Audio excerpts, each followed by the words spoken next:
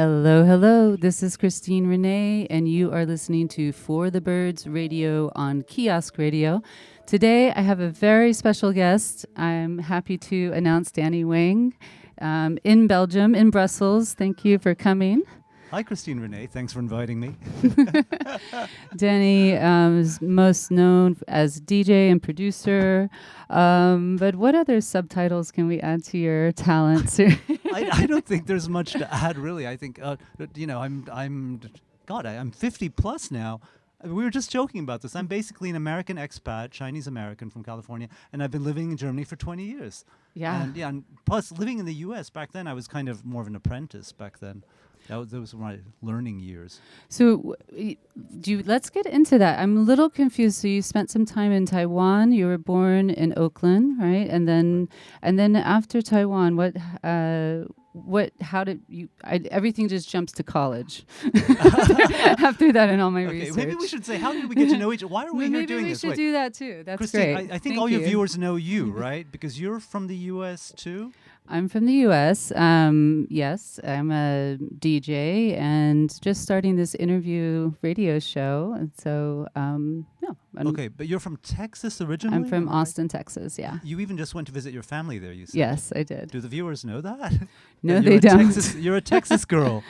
Austin, born and raised, yeah. Okay, yeah. But Austin is kind of a more so-called liberal city, right? I mean, it's a mix of a lot of, how do you say, red and blue? Well, my mom says that Austin is like a blueberry in a sea of tomato soup. Wow, I've never heard that one. That's brilliant. That's a new one. In a sea of strawberries. Yes, in a sea of strawberries. That's sweet. Makes it sound sweeter. But it's known for music, and I think something that we have in common, possibly, which I want to get to, is a love of chasing after music history by visiting those locations, by living in those places, and by getting to know the people. True. And that's where I'm like, so I wanted to know, starting even with your experience in Taiwan, Okay, yeah. how to explain? I think just to explain to people, what two people talking on the radio here, you don't know us, or we're getting to know each other. Getting to know you. The connection goes to New York. So basically, personal history. I mean, everybody has one, right? My parents were very typical Chinese American immigrants, you could say, but the younger generation. San Francisco has had a Chinatown, I think, since the late 1800s or something, right? Because of the gold rush. But my parents were both reasonably well educated. It was after World War II, 1945. My father was born in Nanking, so he was there with his parents when the Japanese invaded, the so-called Nanking Massacre. And my father's father was a soldier, even a lieutenant with the Nationalist Army. So they escaped with Chiang Kai-shek to Taiwan around, I guess, late 40s, early 1950s. Okay. And that's where my father had his childhood. And my mom, she was a Beijing big city girl. She went through Shanghai, and then she got, because her parents were very absent. My mother's dad was a sort of politician, intellectual guy who tried to work towards democracy in China. That's another topic. That's a big one. Big one. But didn't have much success with that. It was just a very, how do you say, confusing time in China. So my mom, with the absence of her parents, really got into the Catholic Church. She had British and French sort of, not nannies, but sort of like women from the church, I think, who helped to raise her. She got her education there. So she went through Hong Kong and then Macau, and partially through a Carmelite Catholic monastery. She had her education, even kind of a religious enlightenment there. And she made it out to California then in the early 60s. Okay. Yeah, and so my dad, this very typical Chinese story, had been studying very hard for engineering at the National Taiwan University in the late 50s, early 60s. And so he made it out to Stanford University in California in the mid-60s. They met there. And I was born in the late 60s in Oakland when there were still a lot of black people there. Maybe there weren't even so many black people. I'm sorry, the black and white theme comes up with U.S. There weren't that many Chinese immigrants back then. My parents were among the few, I think, who bought a house on that street. And of course, nowadays, if you go to California, Oakland, or San Francisco, there are parts where you only see Chinese families practically. So that's the story of the U.S. too, in a way. So you were there just like till you were 8 or something. That's the funny part is my dad, and I think this is very influential or determining in this. And obviously, everybody who watches this, the race and culture are such a big topic in the U.S. Sometimes I Yeah. find it almost disturbing. On Instagram, I don't know if you guys see this. I do. You get these comedy routines, and everything is cut down to human beings being black or white or Asian or Hispanic. Yeah, It's an and obsession. labeling is definitely something that's important for Americans. It's a big thing. Yeah. We're holding back our opinion on that. But my dad kind of decided that he didn't, first of all, he hit a kind of glass ceiling, they say. His English was never very good. He was really very Chinese traditional. And he didn't advance much more. He was working for Pacific Gas and Electric in right. San Francisco. So he decided, he got a good offer to go work for the National Science Council in Taipei, Taiwan, building power plants, like geothermal power plants. Yeah. As an engineer. Yeah, water, hydroelectric. And he had a good background in physics and engineering. So he decided that his two sons, myself and my brother, should not grow up too American. It would be better to get us back in touch with our Chinese roots. And so we moved back to Taiwan in 1976, and I was there until 1984. First, we went to a normal Chinese school. Okay. So I think it is kind of interesting. Yeah, and it kind of could foretell your leaving America and ending up in Germany. Yeah. Yeah. Early on, I think we were, fortunately, if you can say that, given the idea that America is not the only reality that people can live in. Yeah. Of course, there are other languages and cultures, different economic systems too. Definitely something I'm discovering myself as an expat for 2 years. Yeah. So after Taiwan, you went to which? So only the final 3 years of my high school, I went back to San Jose, California. Okay. And this is funny too. San Jose is south or north? I can't. It's about an hour and a half, an hour south of San Francisco. Okay. And in fact, it's the heart of Silicon Valley. Like where I was, is anyone who knows tech knows this. It's Cupertino, Fremont, Sunnyvale, the western tip of San Jose. Then this is from 1984 to 1987. I was in high school there. One of my classmates worked for Apple Computers, and I remember him saying that his dad's best friend was building a new computer in their garage.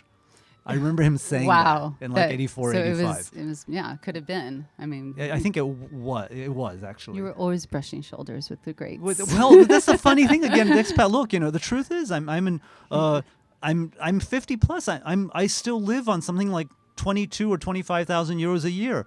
I've got several classmates who are worth millions. One guy's worth like 600 million US dollars now. He has a house in Hillsborough next to Stanford University, and I'm here just like you, hanging You're out, and making people happy with your music, and I'd like to think that it's all worth something.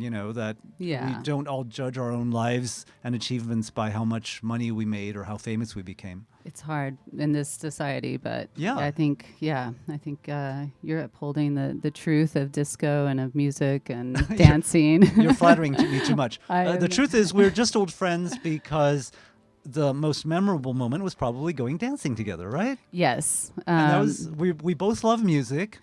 we were living in the same area, Lower East Side. You were on 5th, right? Sixth, and I was on 8th, between C and D, and you were A and B, right? Or A and yeah. Yeah, so this is Manhattan in late 90s, like from around, I lived there around 94 to 2003. I actually moved in 2001. So we overlapped for about two or 3 years. Just 2 years, but or 3. But amazing influence that you had on me, not just on the dancing with you, which was always very special. You're an amazing dancer.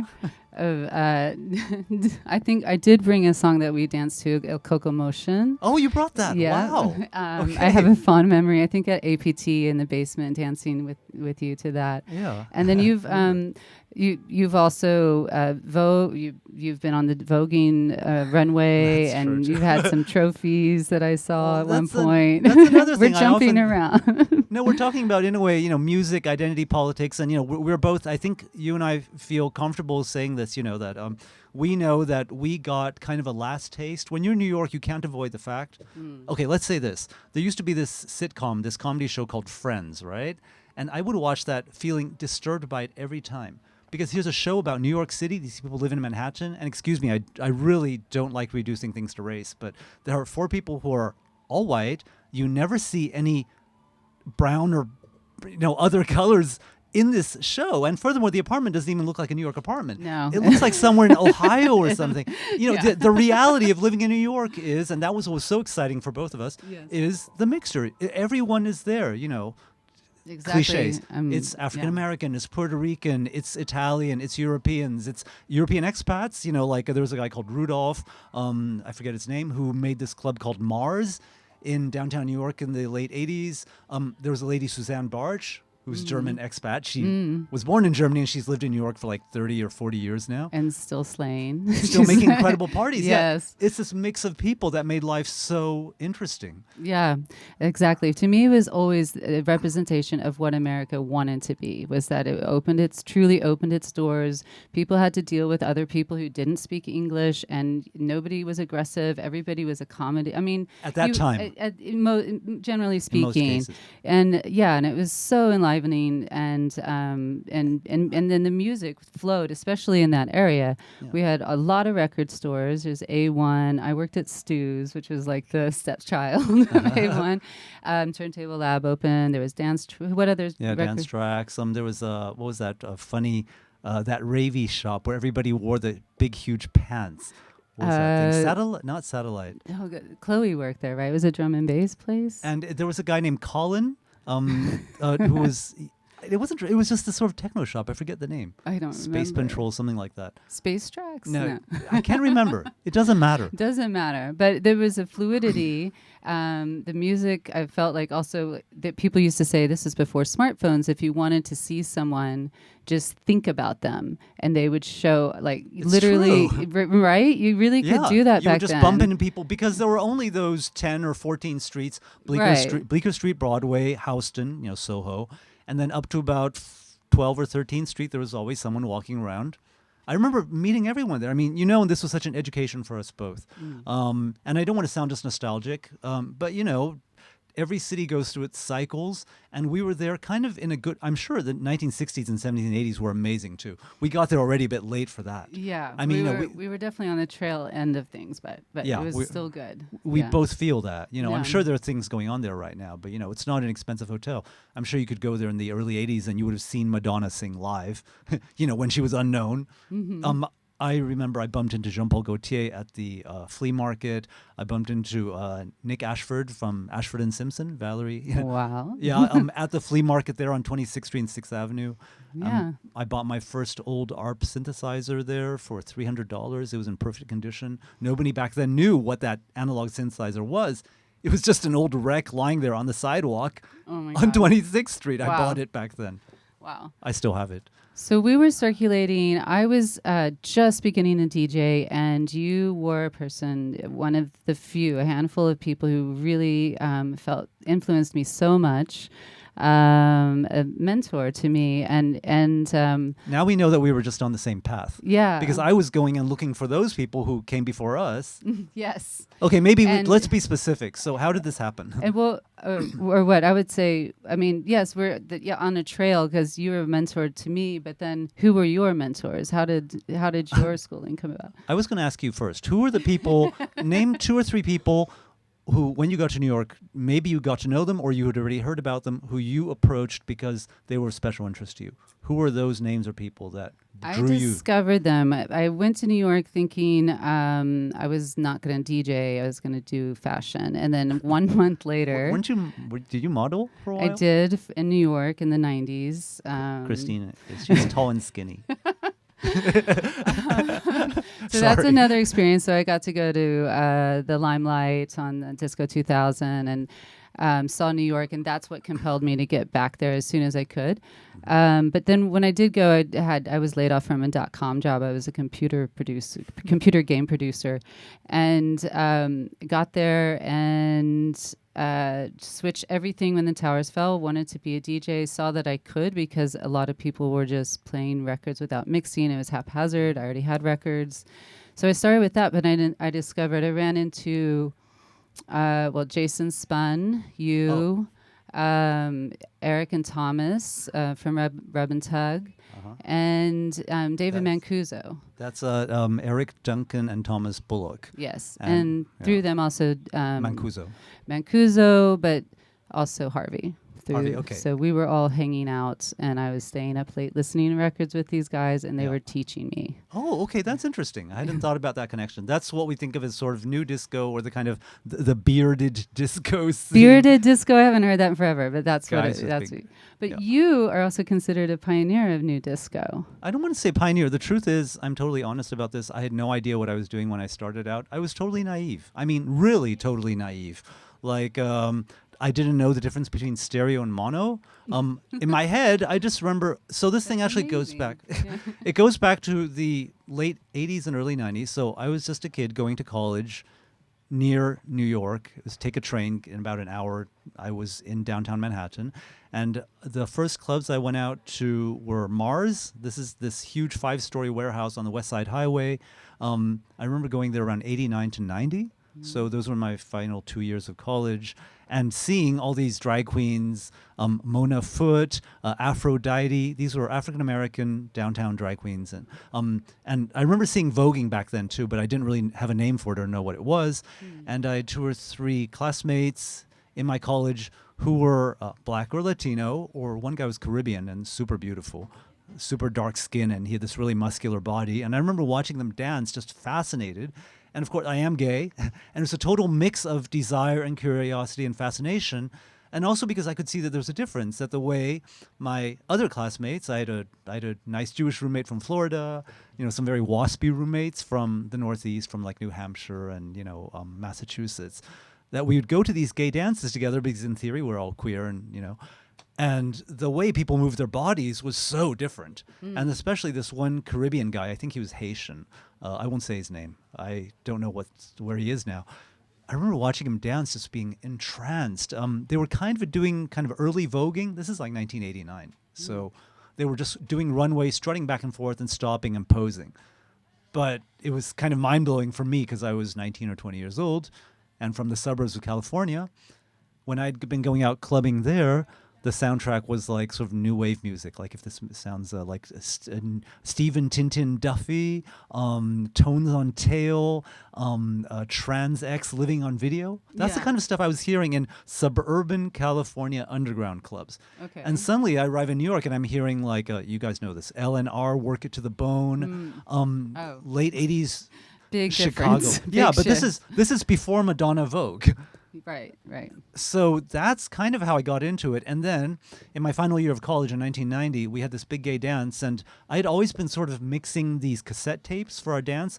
We hired this professional DJ named Larry T, who's still around, Yes. and he was my initiation into this New York scene. And he knew. So That's amazing because So I this did is- not this- know that. okay, actually the truth is, I don't say this too often. I know that if I sold my life story, it would be a bestseller. It would be something like Yeah, Danny. it would be beyond what anybody could imagine what a queer. And I think it's because I always feel music is universal, and it's not like I have something special to sell, like an album or an image or something. I always just wanted people to dance and have fun and come together. But okay, so but Larry, you went after life, no? so Larry, this, I guess, and the truth is, I was kind of cute, skinny, twinkie Chinese boy. You're still kind of cute. I'm still kind of cute. I guess I'm okay. So I ended up hanging out with Larry T, this hot downtown DJ, and he was living with RuPaul, Lady Bunny, and this drag queen named Lahoma Van Zandt, who did all the documentation. So my first experience in Manhattan was living with RuPaul and Lady Bunny. Oh my God. Are they listening to this? They can hear this. And Yes, this they is can. before RuPaul became famous. Yeah. And she would invent lines, like, I don't talk to anyone tonight. I only talk to myself. She would say things like that for fun.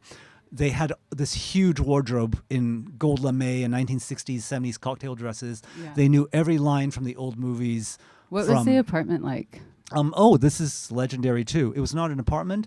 They lived in an old house, which was number 5 9th Avenue, and it was a historical house built from ship planks from when the first settlers who came over from Amsterdam, if I understand this correctly, right? Because New York was originally New Amsterdam. Right. They built this house from the ship planks of the ships which would not be sailing back to Europe, but which planned on staying in the New World. So probably those ship planks were from, I don't know, early 1700s.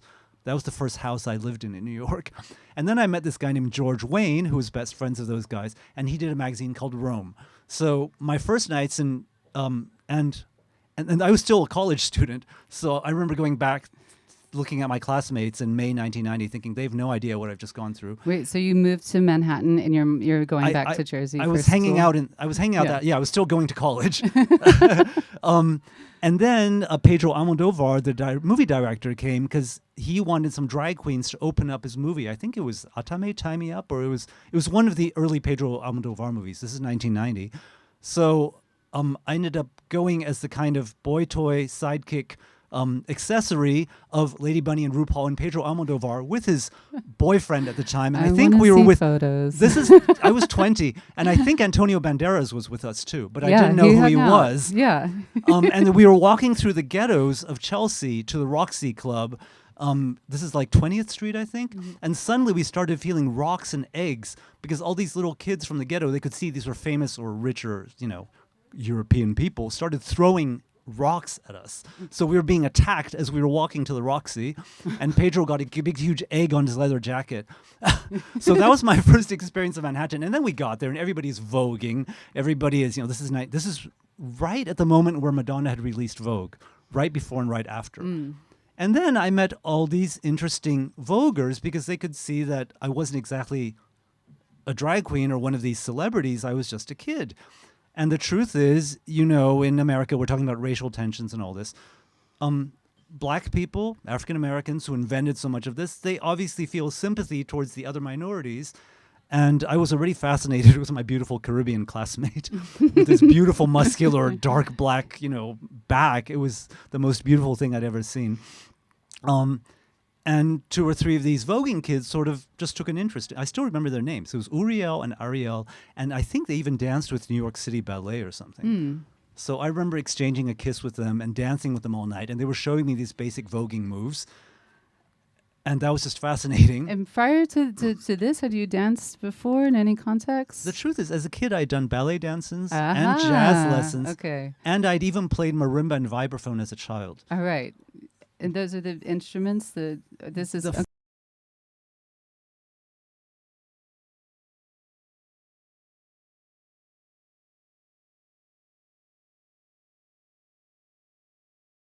Together, it's just such a force. But the funny thing is, because my parents were quite traditional in a way, traditional and not. My mom felt that most Chinese kids and Asian kids in the U.S., their parents make them take classical music lessons as a kind of bourgeois showing off thing. My kid knows how to play the piano, they're going to get into Harvard. Yeah. And that was the exact opposite of how my mother wanted to raise her children. So she said, no piano lessons, no violin lessons for you. You're just going to grow up free and do whatever you want. That's amazing. Yeah, but which was good and bad because I think it really would have done me good. Right. She saw no value in classical music or in learning music whatsoever. And in fact, this is interesting. This might give you an idea of how traditional, and she's not a racist or bigot in any way, but her idea of Catholicism and Christianity was very intellectual.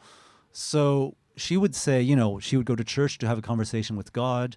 She wrote a lot. She was into Catholic mystics like Saint Therese of Lisieux, people like that. And she said it's funny when she goes to African American churches, she can't understand why all those people do is dance and sing. That's what my mom would say about churches. Right. It was just a cultural kind of barrier. She couldn't understand how religion, how that had to do with the joy, or if there was any spirituality just in song and dance.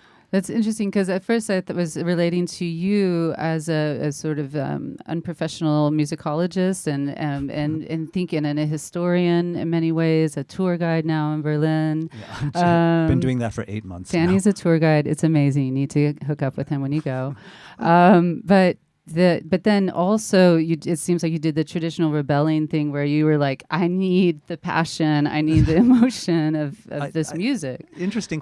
For me, I'll be honest, it's really not rebelling. It's just been in me. I remember as a child, and I'm sure a lot of people have this experience. As a child, music and dance are the most fascinating thing. I remember hearing one song in my head and jumping around the classroom. I circled it 30 or 50 times.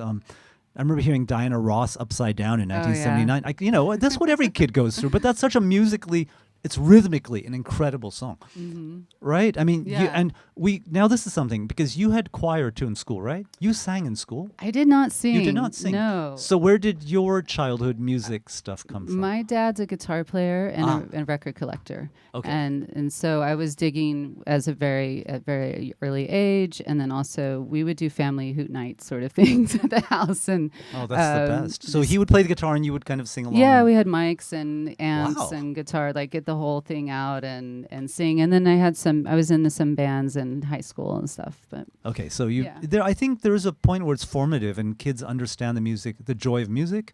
I was lucky because in Taipei, in my American school, I had a sort of hippie American teacher. She was a lady who in the late 1970s refused to wear a bra, and she wore her hair in long braids. So that was, and I think she's still alive. I'm not going to say her name, but I think she ended up teaching in Kenya. Last time I talked to her was about 6 or 7 years ago. Yeah, she would just play all these, you still talk to her? I talked to her about 8 You're years ago, maybe. an elementary school teacher? Yeah, I Wow. was. Yeah, I mean, I looked her up because I Wow. thought she was such an extraordinary lady. And she just was a musical influence too? Yeah, I mean, she was just like, it was choir, but she would make us sing. It was very hippie stuff, like Rainbow's Child, Saturday's Child, songs from Sesame Street. Ethnomusicology. She would turn out all the lights in the room. She would make us all take off our shoes and lie down on the floor or just relax. All the lights are off, and she would play us things like Fleetwood Mac, Tusk. Or she would play some crazy Epic song. African, chanting stuff. I think even Lady Smith, Black Mambazo, if that existed, but things like that. Wow. So Yeah. these are disco classics too. I mean, I think just music outside of the European canon and definitely outside of the American pop canon. yeah. And we were little kids. We were in 5th grade, 6th grade. But stuff with a good driving rhythm, consistence, and steady bass lines. Sometimes rhythm too, but more just everything outside. It was not Bach, it was not Beethoven, and it was not. We sang musicals too. We sang, Cat's Memory, not a sound from the pavement, la da da da da da da. I didn't sing like that, but we sang all that stuff too. Have you ever sung on your productions? The truth is not yet, and that's what's coming up. Oh, it's not okay. self-promotion. I finally learned to relax and let go. Yeah. Is maybe coming to Germany now. I've been living in Europe. I've been living in Germany, Berlin for 20 years. And I think a lot of it has to do with the roles that we learn as children. A lot of Instagram right now is kind of people trying to unprogram us maybe.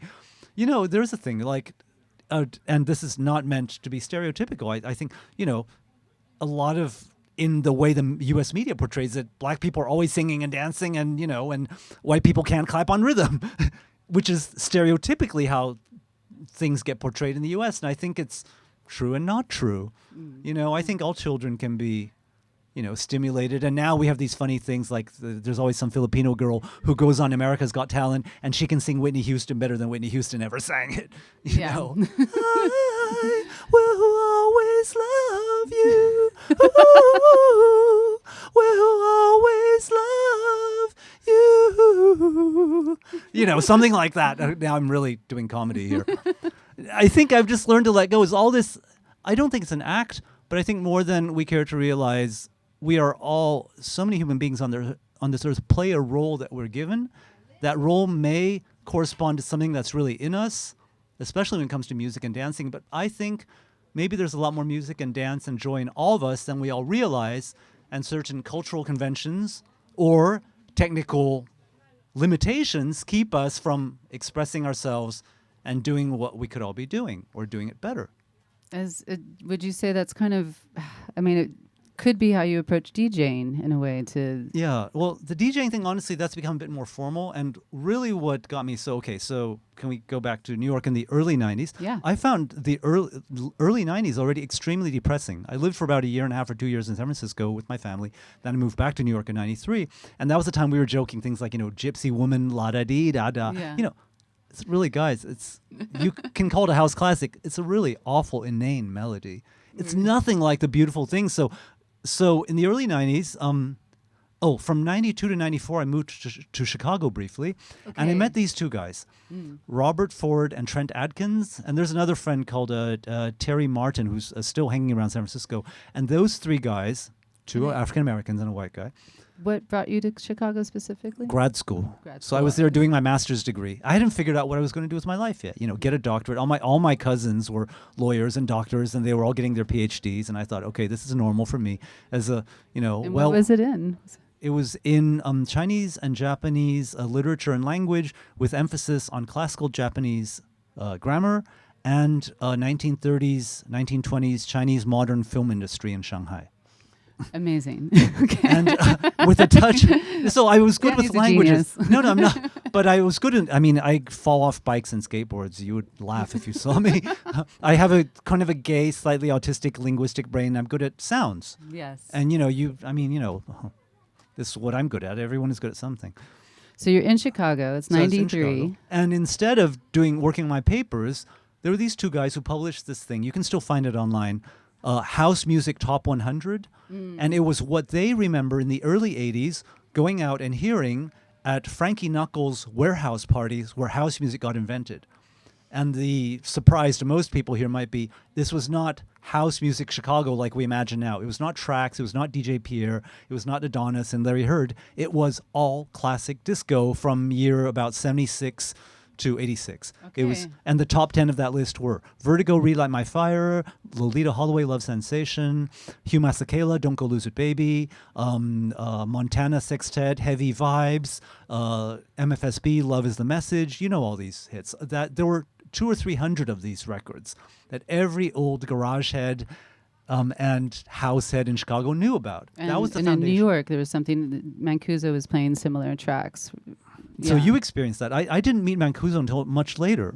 So okay, this goes into another chapter of my crazy life. So But what when about Chicago? We can so Chicago. So basically, I got to go hear Frankie Knuckles in 93, 94, doing warehouse reunion parties where all the old crowd from the warehouse all went there. They knew every song, they knew every lyric, they knew every break.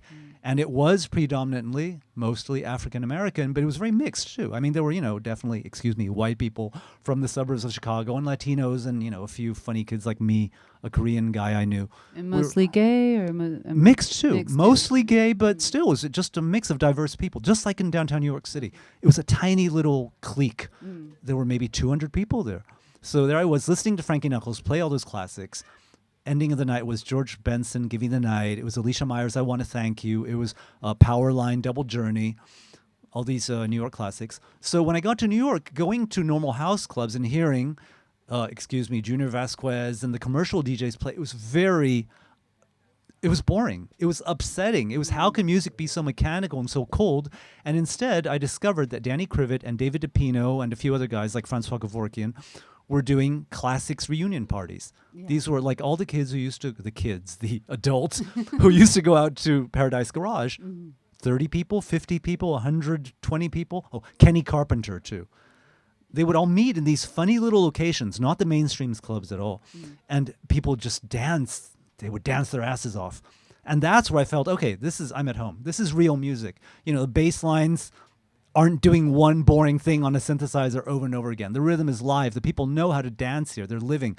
There was a Farita Dance Studios at Broadway and Bleecker, and there were just people practicing their capoeira, lofting, dancing moves in the mirror. Yeah. So amazing. It was amazing. Yeah. You saw that too. Well, yeah, I saw one night at the end of a loft party, a Japanese gentleman dancing from a break dancer's point of view, and then someone from Brazil dancing from a capoeira point of view.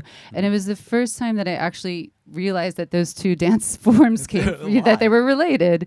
But it was these two different people from different parts of the world coming together, and the dance floor was empty. It was so romantic and beautiful. Empty dance floor. Yeah. Exactly. This is still the thing, the after hours. And people would say, even at Sound Factory, what the dancers really waited for was the after hours. Because after 4 or 5 hours of this tracky, nonstop, so-called tribal house, beating your head in, suddenly, at some point, I was never there at that time. Junior Vasquez would start playing old classics, like the old Sal Soul, MFSB, and then the kids would really start voguing. Yeah. Right, that's- so we were lucky. Yeah. And the truth, this was a discovery for me too, because when I first saw that stuff, I didn't understand it.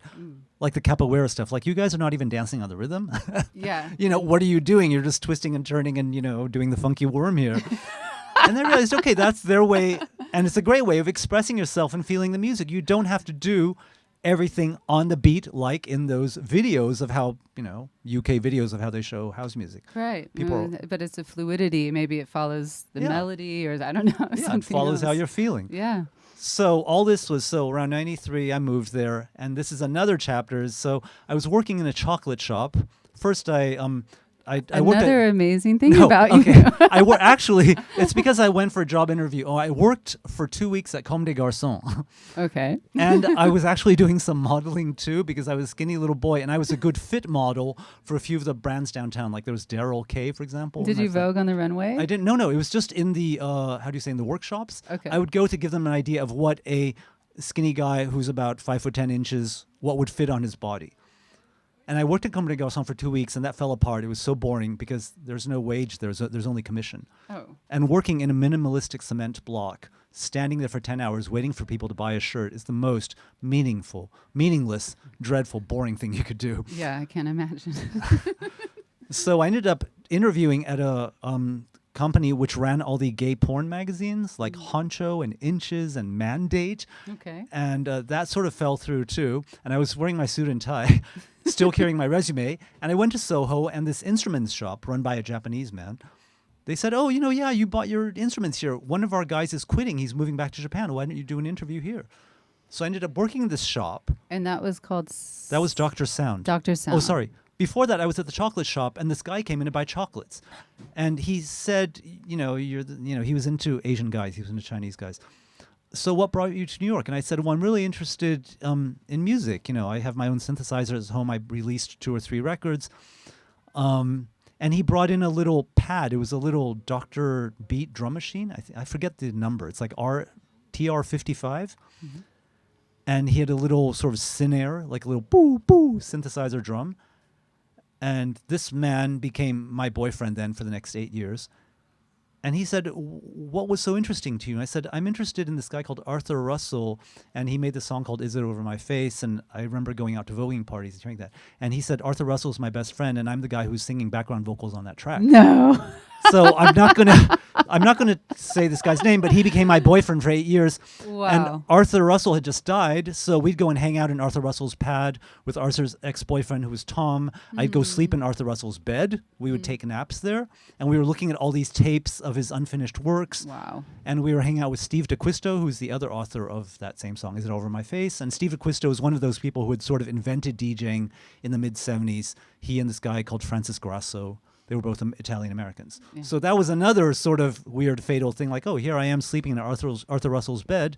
He's my hero, and no one in the world knows or cares who he is. Because this is like 1993 or 1994. Right. But obviously he was a major influence in Ballyhoo, right? I mean, yes and no. The truth is, I always felt the productions were too raw. I mean, because the Arthur Russell stuff, it was never really my cup of tea. It was interesting. Like, he did this, Killer Whale thing. There's a thing called Let's Go Swimming. Yeah. I remember my DJ friends giving me that record. I remember thinking, this just sounds like a really raw, messy, unfinished production. It doesn't have enough of an arc for you. I was thinking that song in particular reminded me of something of your style. It so, does, because yeah. I was naive. That's the whole thing. People would say Ballyhoo, what I did, my label was Ballyhoo Records, was kind of punk rock, and it's true. Punk rock is punk rock maybe because it is naive, but it's trying to say something. Yeah. I think that's what made my first records probably successful and interesting. I can see that now from a much older perspective. But I mean, I had already been at Frankie Knuckles in 1991. And also, if you listen to those Prelude records, like, Powerline, Double Journey, these are things that people like Francois Kevorkian had mixed. They were doing that stuff in the early 80s. And that stuff is technically so well produced. Yeah. Like George Benson, Give Me the Night, right? That whole album is written by Rod Temperton, who wrote Heat Wave and all that stuff. He wrote songs for Chaka Khan, Paddy Austin. The production is Bruce Swadian, the sound engineer, who also, and Quincy Jones doing all the arranging and all that. That's just as slick and as polished and as mature as pop and music production can get. That was in my head my ideal. Right. And there was no way I could reach it. Yeah, but what you did was you sampled from. I mean, you I grabbed little bits. You grabbed little bits and put it together in this way that really changed music. For I don't think it changed. I think it, what it, I say. I think it did. It was like a zine. You know the way people refer to like punk rock. Like if you look at, I don't know, early Vivienne Westwood dresses, nobody's going to put them in a museum and say these are beautiful examples of tailoring or blah blah blah. People will say this is punk rock because it made people suddenly sort of do a double take and think differently about what they're wearing and what they're playing or listening to. And that's everything, because I think you really reshaped the way people think about disco. I mean, Maybe that's fair. I went. I think you flatter me too much. No, but I mean, I didn't know I liked disco until basically until I had to start playing something more soulful than the punk rock music I was playing, and that's when enter you and you share this CD with me, Disco Gems for Christine Renee, and there was things on it like Rainbow Team by Napple. And Yeah, this is 2000s. Maybe did I give you 2002? Exactly. Gas Nevada? Maybe did I put No. Secret Agent Man on that? Secret thing? Agent Man's on there. Okay. And yeah, we can pull some of those out.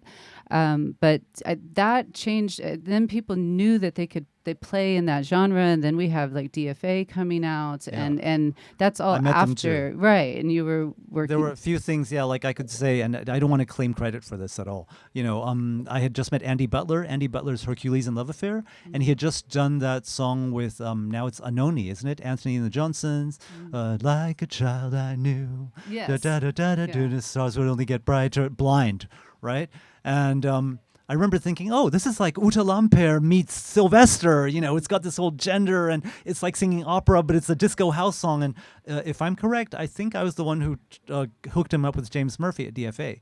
So that record deal, I don't want to say it happened because of me. I mean, the music had such substance and conviction. I think it would have succeeded anywhere. But I was always kind of there in the cracks. There you have it, folks. making little connections. And of course, this is Yes. our conversation. This is way too long. Look, guys, we made a whole list of topics and we might haven't got to explore. it. Yeah. And I will admit, I think it's a bit I think boring maybe we should play some to music. just to talk about ourselves too. No. It's quite Well, I'm not embarrassing. bored, and I hope nobody else. No, is. okay. Since it's public, I know it's going down for the record. I know that some people, like, I think somebody somewhere is making a file on me. Because I have if a you really file. I look, have a Danny Wing file. only because I think everybody is obsessed with identity politics and such right now. And we're always trying to find heroes of, gay, queer, lesbian, LGBT, Asian Americans. Oh, there was an Asian American model doing fashion modeling in the 1950s.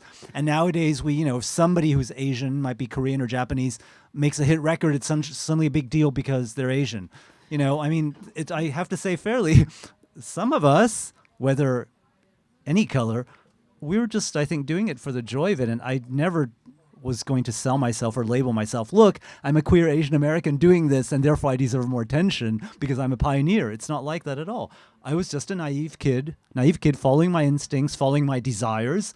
And not only did I desire hunky German guys with blue eyes, I also desired very beautiful, dark-skinned guys who I met in Harlem, who I met downtown New York, and they took me to their voguing balls. So yeah, I was out hanging out with the House of Ultra Omni with my mentor, this guy named Mohammed. He's still there. He has a website. It's like Performance Old Way. When you see kids voguing on the piers, there's a famous video on YouTube of people voguing in the late 80s and inventing this genre of defining what moves and what poses and what aesthetic voguing is supposed to be. Old way, not this new drop to the floor thing. This is old way where the poses are very geometric and very elegant. He's one of those people inventing that. And he's still kind of unknown. There may be 100 people or 200 people who even know his name in this world of millions of people. And, I feel like I'm one of those people, and maybe I'm happier that way. Because I think the worst thing you can want is undue attention and fame and, getting paid to basically, how do you say? To fulfill those labels, but you're so much more than that. And then, but yeah. So I was out voguing in New York at those voguing balls, just because it was just fun. And watching everything now, seeing it, how do you say, commercialized and being it commodified is the right word.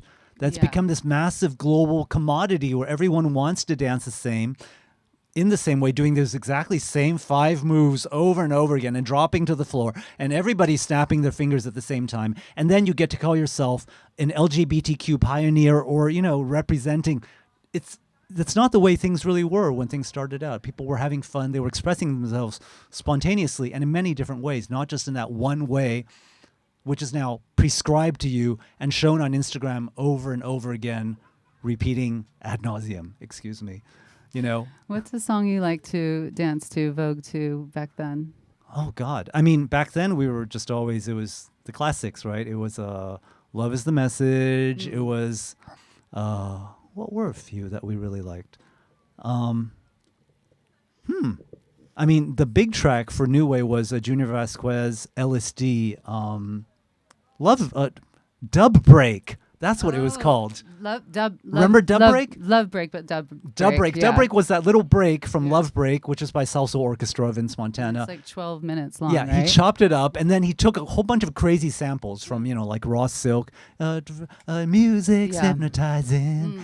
Everybody's temperature's rising. Right? Yeah. And he would just throw in those horn stabs. Quack, quack, quack. And everybody would hit those stabs exactly on the beat. Nice. That was voguing in 93. Oh, God, so many topics. Let's see, what were So we many supposed to cover? topics. I mean, Expats. Well, let's say, I mean, you're here, you're an expat now. How long have you been living in? 2 years. 2 years. Okay. Yeah. 20. But, there are a lot of, I think maybe that's a story of disco music in American culture, too. That now in American, you get Beyonce. What about, somebody told me Tina Turner was, for the past 20 years or 30 years, a much bigger star in Europe than she ever was in the U.S. Right? Tina Turner met this cute Swiss-Austrian producer who was like 15 years younger. I just learned about that when she died, but I didn't realize before. Yeah. And so, some of those great ladies, with all the stuff they have to deal with in the U.S. Shaka Khan. Shaka Khan lived. Donna Summer made her great career in Germany and Munich. And they had people who took their talents seriously, and or maybe they just also probably they had universal health care here. Maybe. I'll bet they did. So I don't know. Is there? I think we could start into some music. Or do you have? And tonight you're playing at C12. Right, I'm playing at C12 with a party called Los Niños, which is just a big gay party, and it's kind of noisy and sweaty, and everybody's taking off their shirt. Yay. Have you been doing that too? No, I don't get to take my shirt off, but I don't mind being at a gay party where there are lots of cute men. Yeah, the cute men, I know. Sorry. I am married, sorry, but I do like that. It's very libertine. I hope your husband... Your He husband kind of likes that stuff He too. likes to take his shirt off, actually, on the dance floor. Ooh. So maybe that's where my love of it comes from. But no, I think we covered quite a bit, and we could look at the list of topics. We could get into some music. I was thinking of, I don't know, this. Okay, let's just play. I'm really. By the way, sorry guys, we want to apologize. We were supposed to have some music playing here in the background, some old jazz. We're gonna fix it in post. Lester Young, Vangelis, We just and love instead, talking. We're just good talking to each other. on a fini par bavarder beaucoup. We ended up just talking a lot. Maybe we should sing for you. La la la la. Well, La la la la la. How about some bossa nova? Da da da da da da da da da da da. Da da da da da da da da da da da. Desafinado is a song whose lyrics I never knew. I know George Michael does a version too. Get that semitone right. Let's play some music. Let's play. This is Bite the Apple by the Rainbow Team, and this is a song you introduced me to in 2002. Love this. Let's just enjoy the music.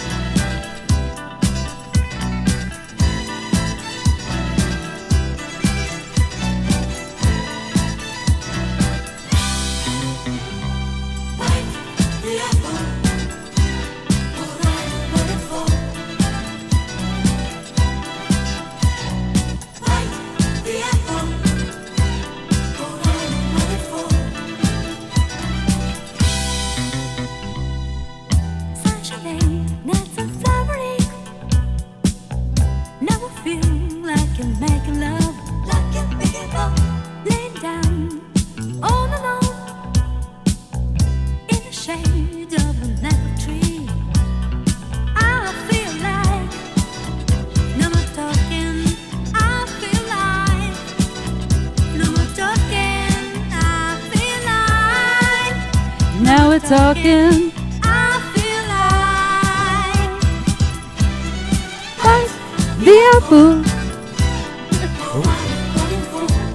It's nice to be with the DJ who can actually keep the melody. Oh. Dun, dun, dun. I don't know the words, but Who's watching this anyway? we're having fun, and I hope you are too.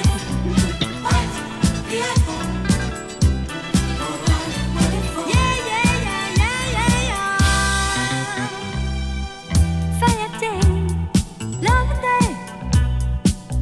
The earth is falling from the beautiful tree.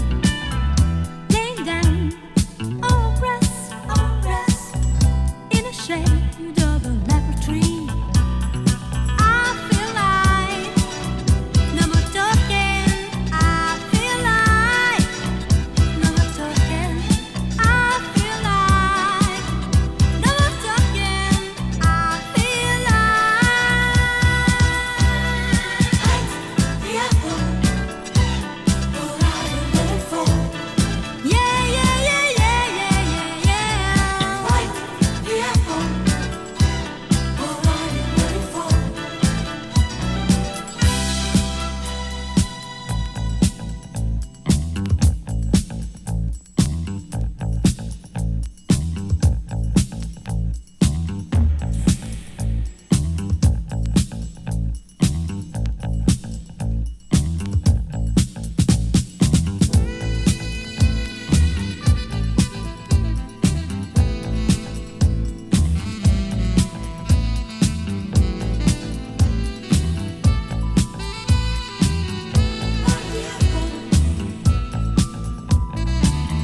Sunshine, not so flowery. Now I feel like I'm making love. Laying down all alone in the shade of a apple tree. I feel like no more talking. I feel like no more talking. I feel like no more talking. I feel like the apple. What are you waiting for? Like the apple. What are you waiting for?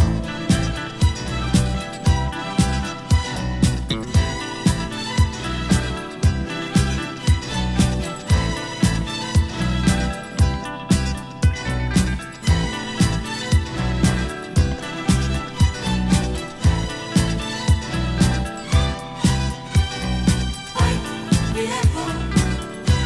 What are you waiting for? So then come on. The apple. What are you waiting for? Yeah, like this.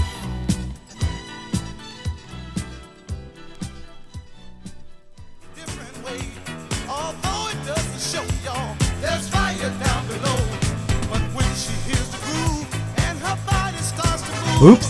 swinging music Almost didn't see that coming in. Here we go. singer saying she likes the latest style, but she The loudest one was Rainbow Team. although it Rainbow doesn't Team? show y'all. That was Rainbow Team.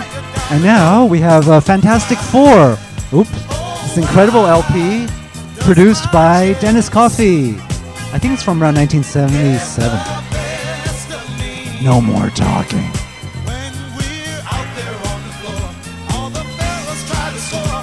Although I know they're just hypnotized and don't realize that this girl belongs to me. When you see her in a crowd, she doesn't act that loud until she hears the beat and starts to move a beat. She'll step the night away, dance till the break of day. Although it doesn't show y'all, there's fire down below. So all you guys out there, be cautious and aware. Look before you leap, still waters run deep. The next girl that you meet might be hell on her feet. Although it doesn't show y'all,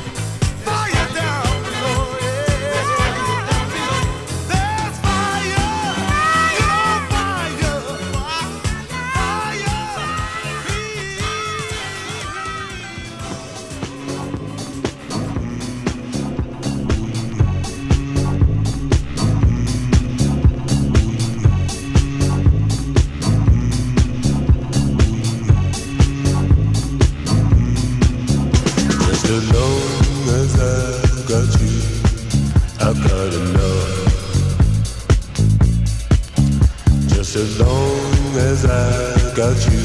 When the going rough, just as long as I've got you, I've got enough. Just as long as I've got you, when the going rough, just as long as I've got you, I've got enough. Just as long as I've got you, when the going rough, just as long as I've got you, I've got enough. Just as long as I've got you, when the going rough.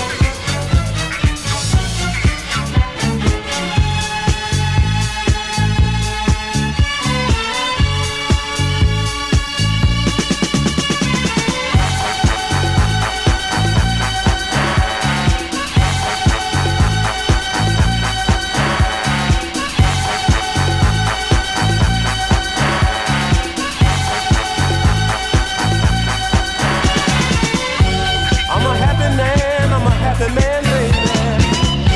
I'm a happy man, I'm a happy man, baby.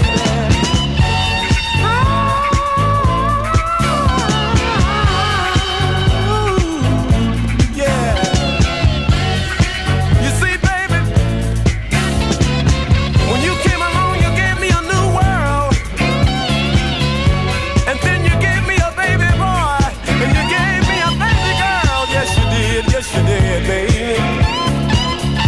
And I don't know why I'm out there messing around with every girl that come along, because I get all the love, I need at home. Yes I do.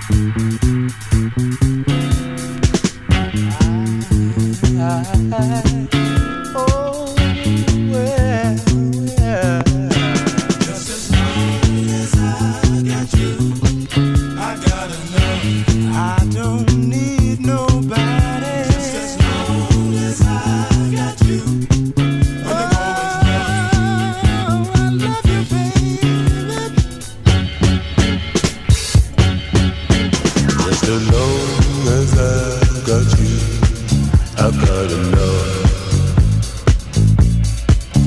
Just as long as I've got you, when the going's rough. Just as long as I've got you, I've got enough.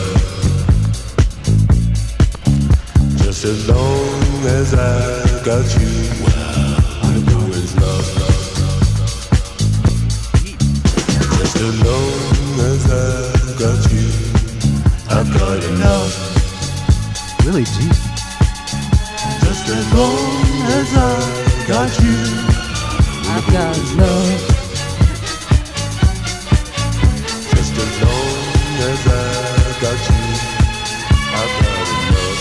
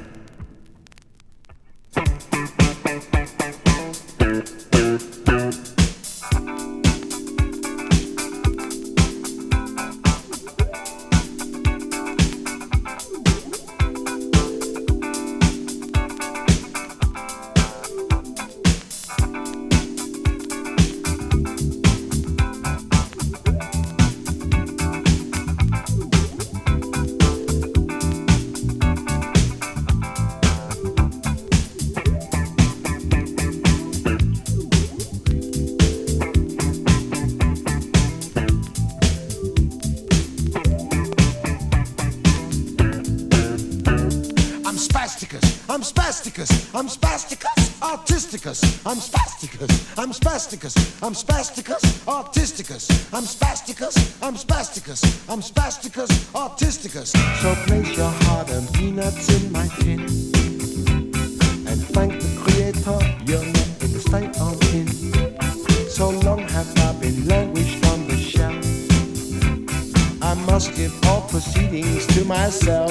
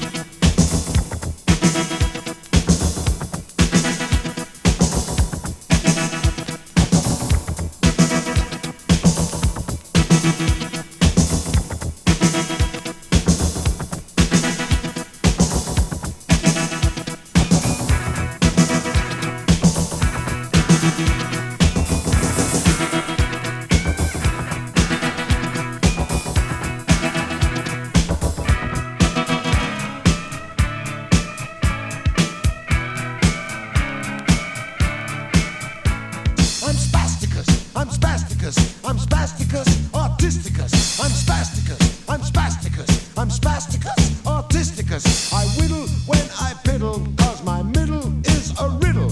I dribble when I nibble, and I quibble when I scribble. I'm nobbled on the cobbles, cause I hobble when I wobble. Swim!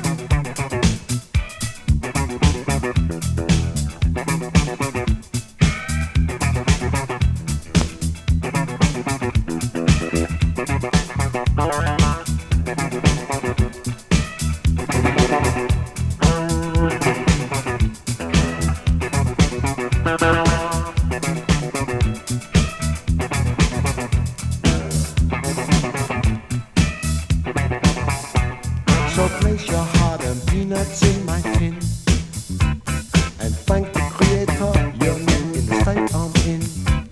So long have I been languished on the shelf. I must give all proceedings to myself.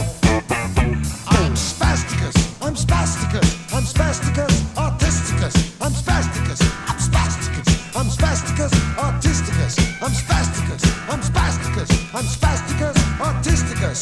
54 appliances in leather and elastic. 100,000 thank yous from 27 spastics. Spasticus, spasticus, artisticus.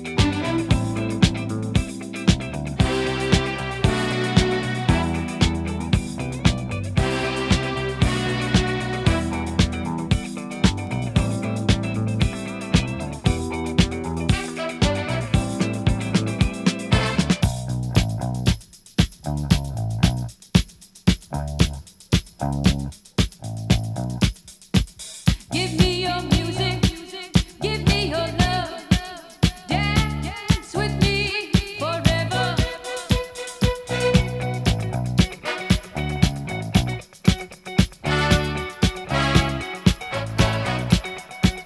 Give me your music, give me your love, dance with me forever.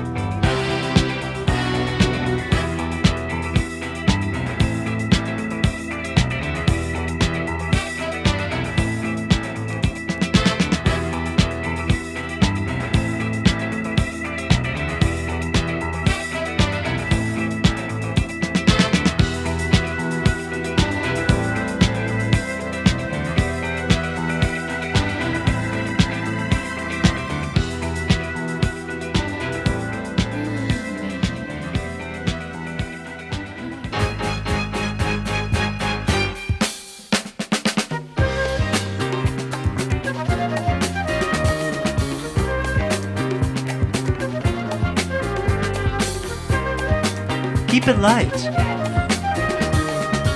Oops, it's a bit loud, sorry. So, right, that was Asha Pudli, and this is Eddie Drennan. Someday, somehow.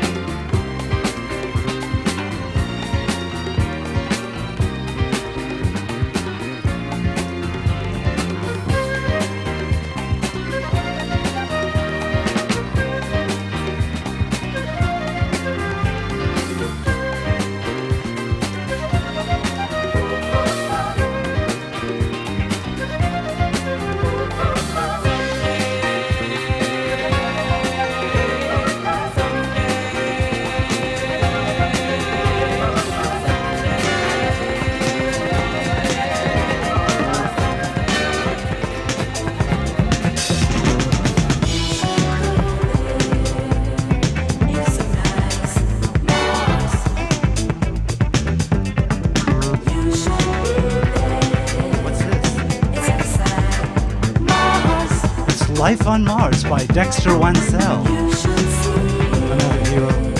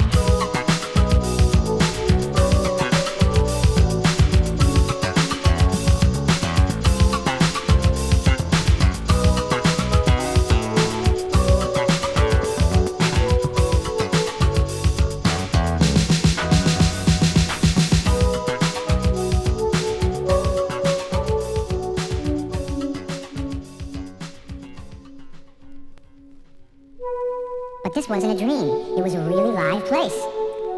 But, oh, Cosmo, there's no place like home. No place like home. No place like home. No place like home. No place like home. No place like home.